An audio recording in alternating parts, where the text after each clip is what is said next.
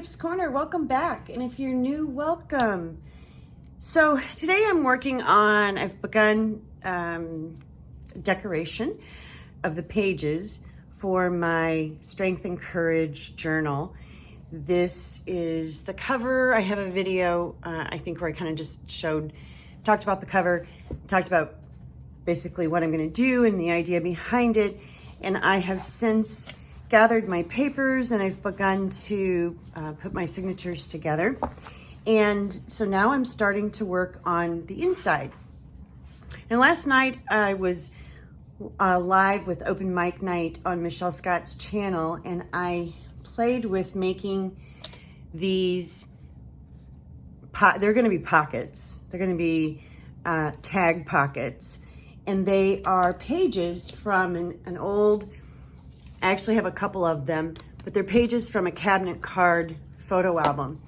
And so I just pulled out some pages from different ones and have taken so this is a page, this is a raw page, done nothing to this. And this is another raw page where I am done with it. And then inside here, let's see if I can find them. Here's one that is done with a tag in it. And that just slips in and out. It's got a button, so it makes it a little tricky, but this is the same shape as the one I'm going to work on today. And then here is another one. Here, this one was a little bit bigger. It was a little trickier to get in there, but this one is now ready to go as well. And it's got the tag in there as well. And so the idea is, I've got 4 signatures. I'm going to have 4 signatures. They're actually going to be 5, but there's going to be something different in the middle signature. So I've got 4 signatures, so I want to put one of these in each signature. I have 3 done. I need to do 1 more. So I talked on the live last night about what my process was, and I thought I would record it one more time for my channel so that you all could see what I've done and how I'm doing it and all that good stuff. And in this one, the tag will slide in and out like that once I put that in the book. So this just still needs to be attached to the book. I do have a tag ready to go. So I need to make another pocket and another tag. So the first thing I'm going to do, this is beginning to fall apart. So what I want to do is do some repair work on it. Sometimes these pages are ripped. Sometimes they're just in fairly bad shape. And so I'm just going to run some art glitter glue through here and get these 2 pieces back together again so that they don't completely fall apart on me, because I'm going to be getting this wet. That's the first step. Since these are cabinet card holders, they're made to be able to slip, the photo between the front and back piece. And so I'm also going to put a little bit of glue in what would have been the slit just to close that up, because I don't need it for what I'm doing. On all 3 of the other ones, and I'll show those to you again really quickly, I used pretty much the exact same technique, the same steps, same colors, same inks, same wax, a little bit of wax, same everything. And you can see, where's my third one, that I achieved completely different results on all 3 of them. Different color results. And the reason is because they're all different paper. These are from 3 different photo albums. And so the paper, the substrate that was used to make these pages is going to be slightly different between each one of them. And so the stains, the distress stain that I'm using is reacting differently to each one of them. This is a little lighter brown, this is a little darker brown, and this one actually turned out to have hints of purple in it. You can kind of see. And we decided last night that was probably because of the acid in the original paper. These books would have been produced before acid-free paper was a thing. So I'm assuming that this one and this original, the first one I did, are going to be from the same they're from the same photo album, I assume I'm going to get very similar results here. So let me get started and we'll find out. Get this out of the way. Okay, this is probably good to go now. Yep, that worked. When in doubt, use clamps. Okay, the first thing I need to do is I'm going to put some modeling paste through a stencil on here. I've used a different one on each one. This one is, it's a roses, flowers. One of them is a script, one of them is just a pattern. And this is, I think this is a Prima stamp or a Prima stencil, and it's ledger. And so I thought that might look kind of nice on there, right like that. And of course I'm not going to get any stencil where my hole is, which is fine. And maybe I'll put it over that way. Or maybe I'll just put it right smack dab in the middle. No, then I'll cut off. No, I think I'll do it that way. I think that'll work. So I'm at the end of my modeling paste here. So I'm gonna try to scrape some out of the bottom of the barrel. I have another new one, but I haven't opened it yet. So I'm trying to, this is probably the last project I'll do with this. I'm just gonna hold that down and just start pushing it through. And try not to make too much of a mess.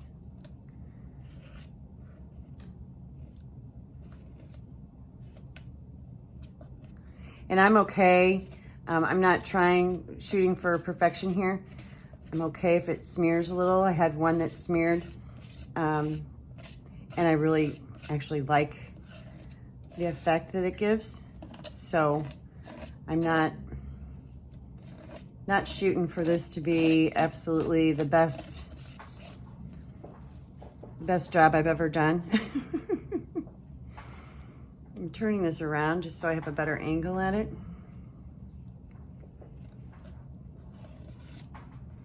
Just want to get that smushed into the areas. And of course I'm making a mess all over my table. That's okay too. And I have a little bit left down here. And I'm at the very end of my jar.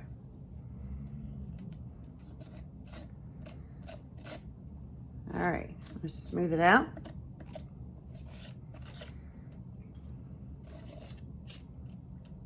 And take it off. Here we go. And then what I'll do here is just clean up the edges. Got a little bit of gunk there, and I'm not even on camera. Just cleaning up the edges. And the best way, of course, to do that is with your fingers. There we go. And then if I get some on the edges, all the better. All right, that's ready to start drying. And I'll be right back. Okay, now that the modeling paste is on there, what I'm doing is drying it. I need to get it that completely dried, so I'm just gonna help it along a little bit here, because the next stage I'm going to be using frayed burlap distress stains. This is the same color I used on all of the others. And so I can't start the color until the modeling paste is completely dry. I think once this dries too, I think on this one actually, before I get too far, I'm gonna add some crackle paste on this one. If I can find it here. I did not use, so in each one of them I used a different texture. On one of them I used grit paste. On one of them I used mini art stones from Prima Marketing. And what did I use on the other one? What did I use? Grit paste, art stones. Oh, and the last one I actually didn't, I don't think I used a texture. No, I really didn't. I didn't need to because it was a script font that went across the whole thing. But I'm gonna use some crackle paste on this one. Now crackle paste does better if you let it dry on its own naturally, and you'll get better cracks. But I'm gonna go ahead and get some on here and then use the gun, the heat gun. Let's see, I'm gonna put some, this has got some nice spaces right through here. And I'm just gonna put some on with my palette knife. Thicker, thinner, I'm gonna put a little texture there. I think I want some down here. Stay in camera. I want some down here.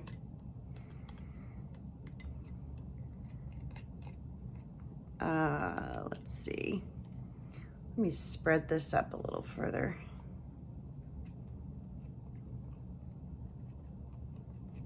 There we go.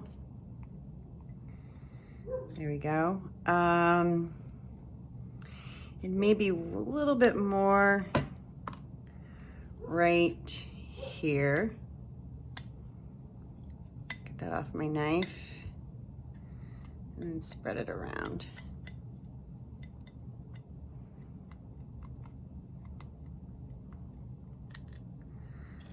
Get that off the edge. There. Just a few cracks. I don't want to mess with the text up there at the top too much. So I think I'll just stop there. And just going to take my finger and kind of smooth that out there around that edge. It's okay that it's going off the edge. I just don't want it to be too chunky right there. Same here. Okay.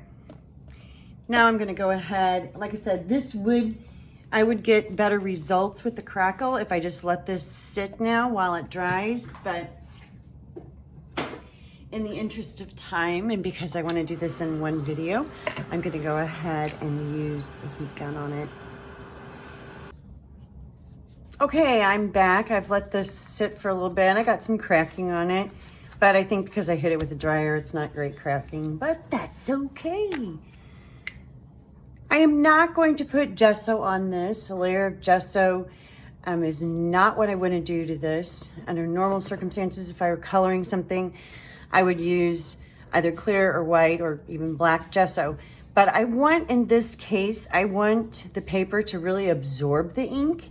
And so that's not what I'm doing. I'm just going to hit this with some spray, just kind of all the way around. And then I'm going to hit it with some water, just a little bit. Okay, a lot. And I'm just going to roll this around and get that ink into a bunch of different places. And I want to get some ink really right on those white crackle pieces. I want that ink to sink down into the cracks that are there. So I'm going to hit that a little harder. There we go. Let that sit for just a second and soak in. I get some more water on here.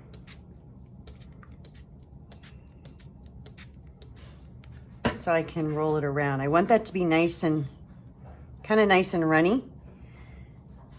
And now what I want to do is try to get color, not even color necessarily. I just want color all the way around. I like getting it a little darker on the edges if I can.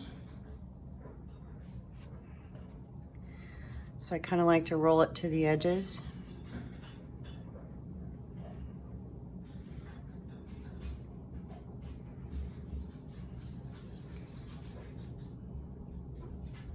Just going to roll this around until I get it to a point where I like it.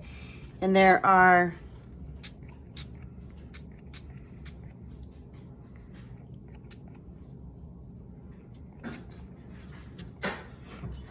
There are going to be areas that are slightly heavier in color. I want that because then as I dry this, it will allow me to get an uneven color across this. I don't want it to be just beautifully, perfectly even. I want it to look worn. And so now I'm going to, let me get some more over here up in that corner. There we go. And it's okay if it rolls, you know, if the water rolls off onto, that's why I put a paper towel behind me. I'm gonna get some more over there. And so now I'm gonna start drying it. In these spots where the crackle is, the crackle doesn't absorb the ink quite as quickly as the paper does. And so the parts where the crackle is pretty white, I'll be able to hit that later with some ink, so I'm not worried about that so much. I'm just gonna dry this.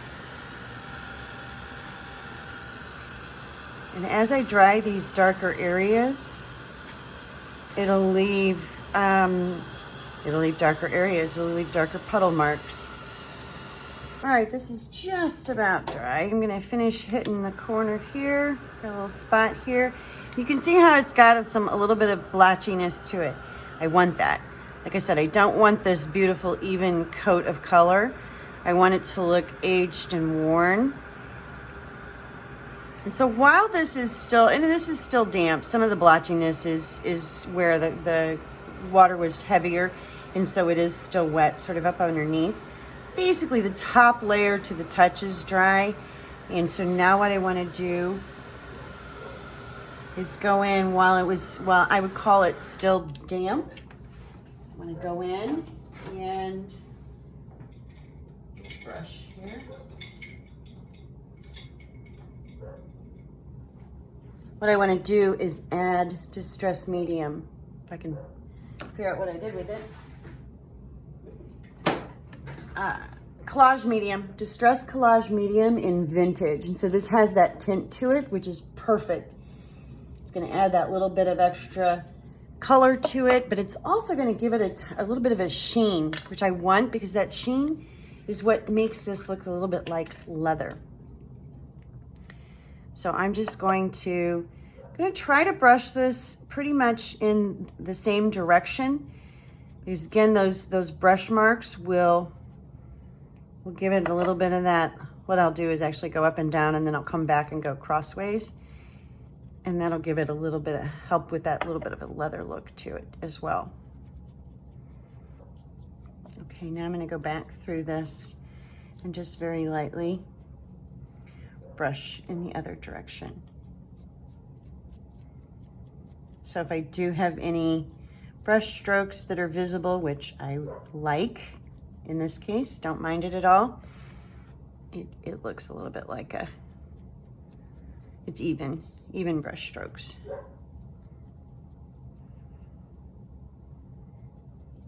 Okay. All right, now that needs to dry. And this time it needs to get pretty dry. So I'm going to hit it with the heat gun again, and I'll be right back. Okay, I've got my Distress Medium, Collage Medium in Vintage.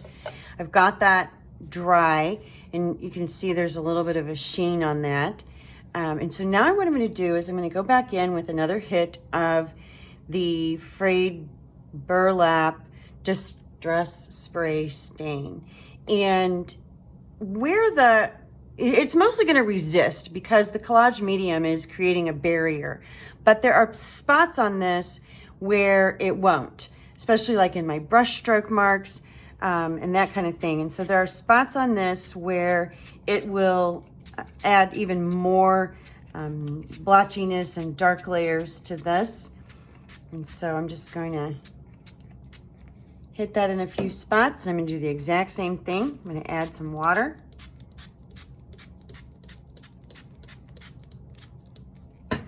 And roll it around. I'm going to get over that spot there. If you've got a spot where the ink is not rolling, just hit it with water and that'll help move it. Move it to where you want it to go. I want that to sit on that crackle paste for just a second. So I'm going to let that sit for just a minute before I do any, get a little bit more on there, before I do any drying. There we go. And now I'm going to dry it one more time. Okay, I've got this dry. You can see that sheen, the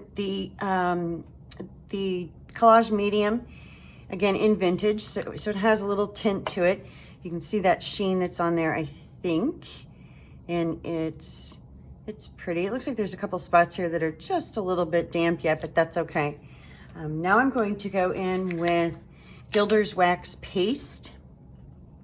This is Rust. Gilder's Wax Paste in Rust. And now I'm going to, and mine's in really sad shape. It's in pieces, but it still works. So now I'm going to go in and I'm going to hit these crackle paste portions and try to get a little bit more color in there. Specifically, I'm looking for a rusty color. And if I got the ink down in the cracks are dark.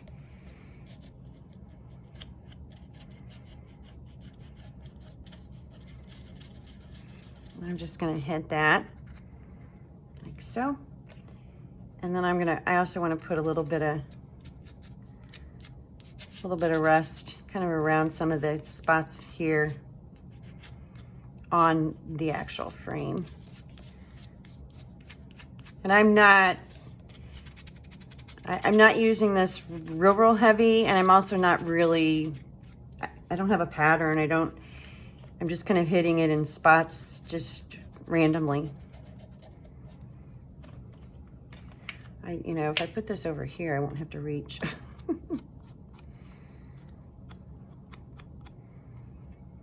Some wax paste is very strong in smell, and some is not.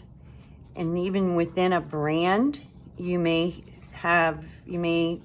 find different scents to the wax paste. Some of it's stronger than others. If you are sensitive to smell, and then there's some wax paste that people think smell wonderful, and some that are offensive to the nose. So they're all a little bit different. The two brands that I use are Gilder's Wax Paste, which is what I'm using now, and Prima Marketing. And of the Prima Marketing ones, there's several different types in that line. I prefer the Metalique line over Antique Brilliance or Opal Magic. Although Antique Brilliance there's some gorgeous colors, and I'm not a huge fan of the matte, but I also haven't played with it. I could give it, the jury's still out on it. So I'm just going around that edge. I'll also go around this edge with some ink here in just a second. But I want these, where this crackle paste is, I want some nice grunge on there.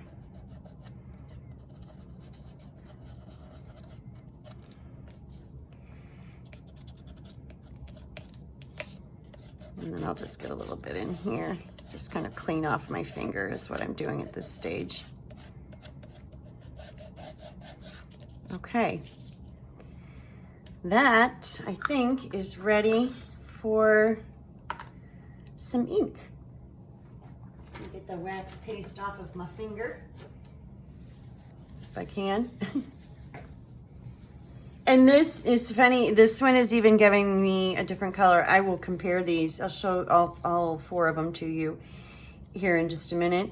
But it's absolutely amazing how each one is a different color, and two of these are from the exact same book. And so it just really, and, you know, I'm sure I obviously I'm not measuring the amount of liquid that I'm putting on there. You know, I'm probably used more on one and less on another and that kind of thing. And so,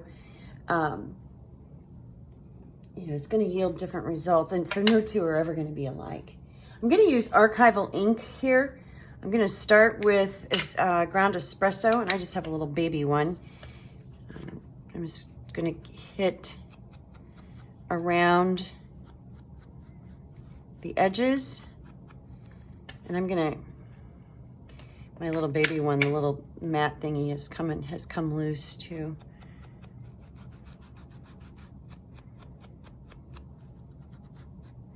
And then I'm going to hit around, get a little bit on top of that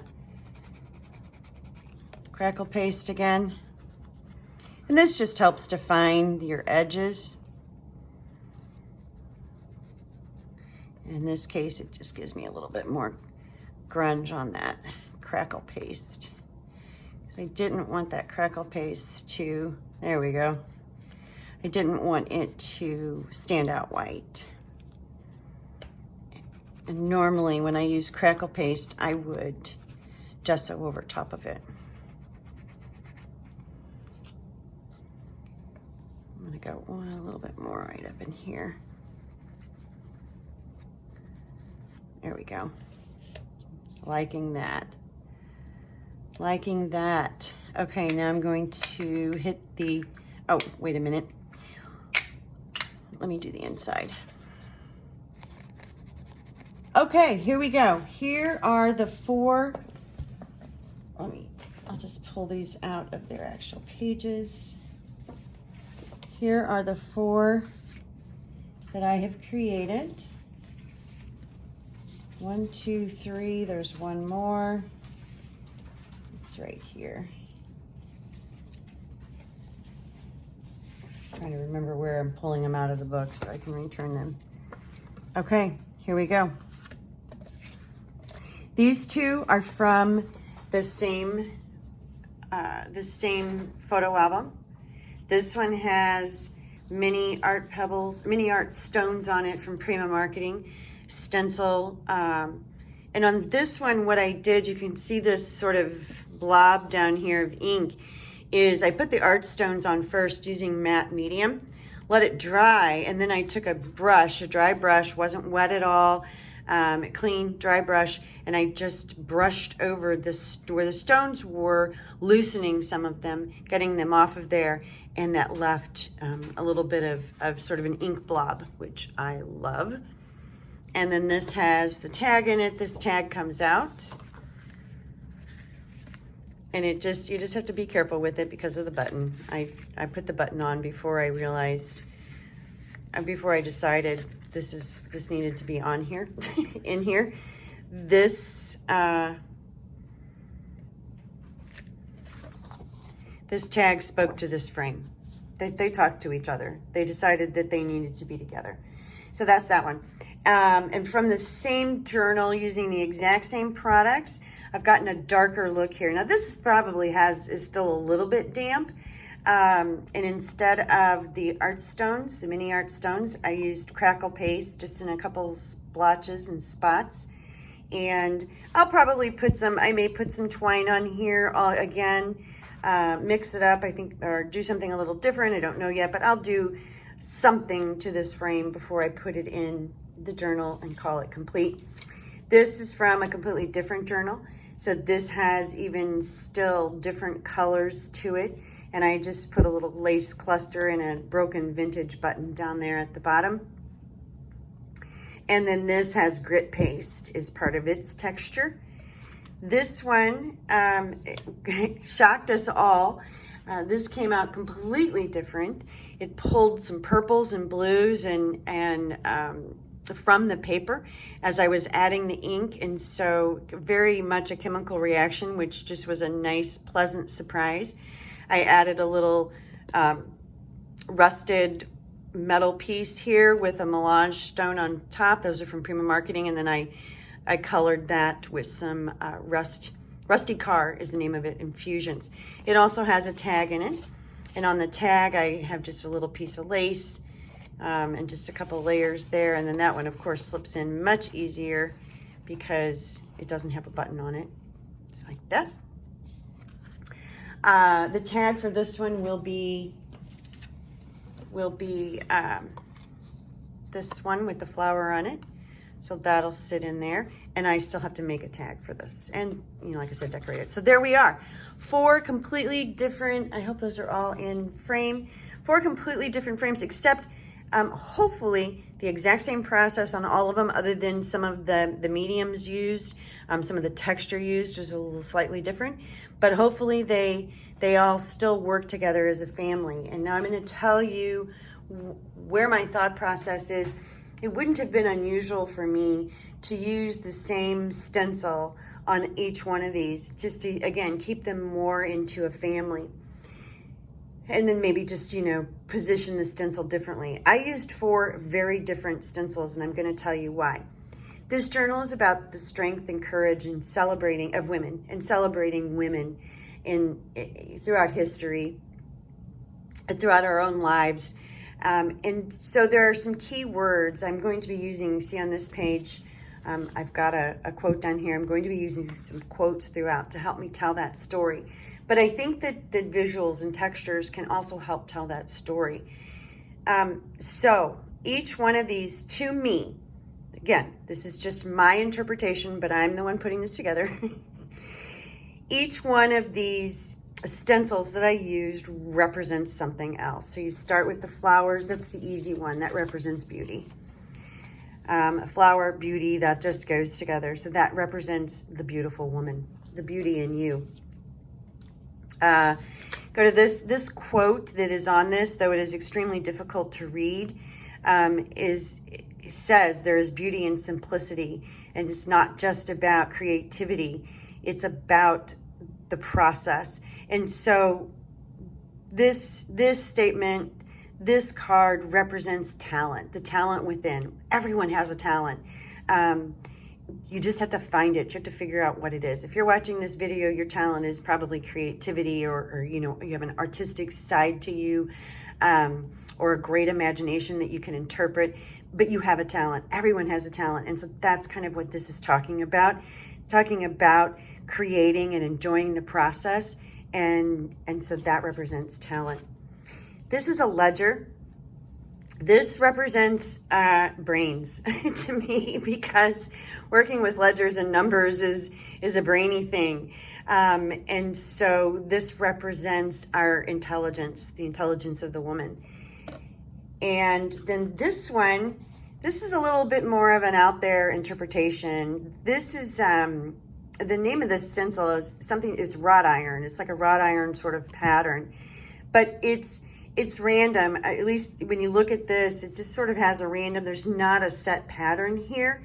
And this to me represents sort of our wild side, our go in 50 bazillion different directions side, our life doesn't have a pattern to it side, you know? And so this just represents, I don't know how else to explain it, but the wild side is the best definition I can think of. So we have talents, brains, beauty, and yeah, nutso cuckoo-ness. That's us. That's women. That's women everywhere. And so that's why these are all different.